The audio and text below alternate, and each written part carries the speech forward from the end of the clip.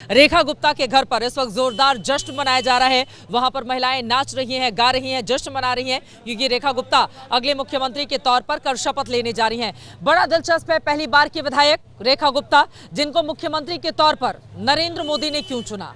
आखिर भारतीय जनता पार्टी ने उनके ऊपर इतना बड़ा दांव क्यों चला?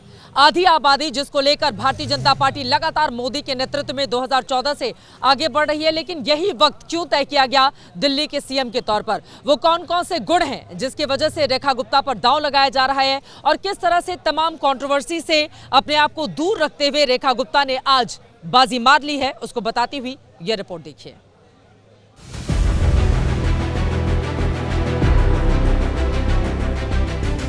रेखा गुप्ता के नाम की चर्चा पिछले कई दिनों से हो रही थी। एबीपी न्यूज ने 11 फरवरी को ही बता दिया था कि रेखा गुप्ता का नाम रेस में आगे है। शालीमार बाग से रेखा गुप्ता, ग्रेटर कैलाश से शिखा राय, नजफगढ़ से नीलम पहलवान, वजीरपुर से पूनम शर्मा। ये वो 4 महिला चेहरे हैं जो इस बार बीजेपी के टिकट पर जीतकर दिल्ली में विधायक बनी हैं। इनमें रेखा गुप्ता का दावा सबसे मजबूत माना जा रहा है।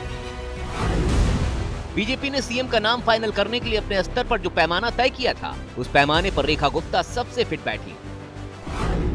एक तो महिला, दूसरा वैश्य बिरादरी का होना, और तीसरा बीजेपी के प्रति वफादार होना।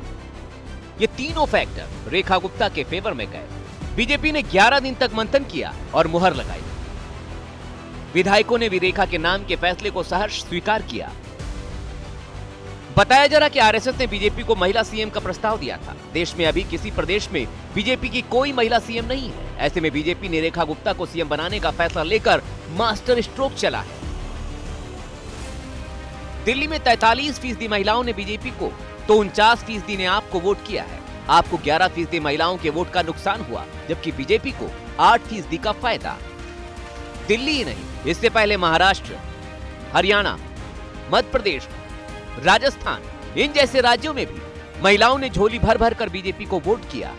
इन राज्यों की जीत में भी महिलाओं का योगदान माना गया है। हाल के चुनावों के पैटर्न को देखें तो महिला वोटरों को जीत की गारंटी माना जाता है।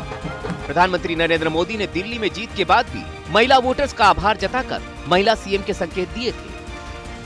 एक बार फिर नारी शक्ति ने दिल्ली में मुझे अपना आशीर्वाद दिया है।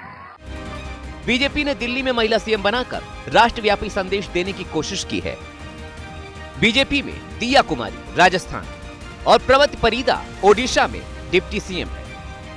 लाडली बहरा जैसी महिला स्कीम के जरिए बीजेपी ने न सिर्फ महिला वोटरों को साधने की कोशिश की है, बल्कि वो देश में एक नया बेस वोट तैयार कर रही है। दुनिया बदल रही है और ये भारत के लिए ला रही है इन्फिनिट अवसर, जिसे हम कहते हैं मिनट इन्फिनिट।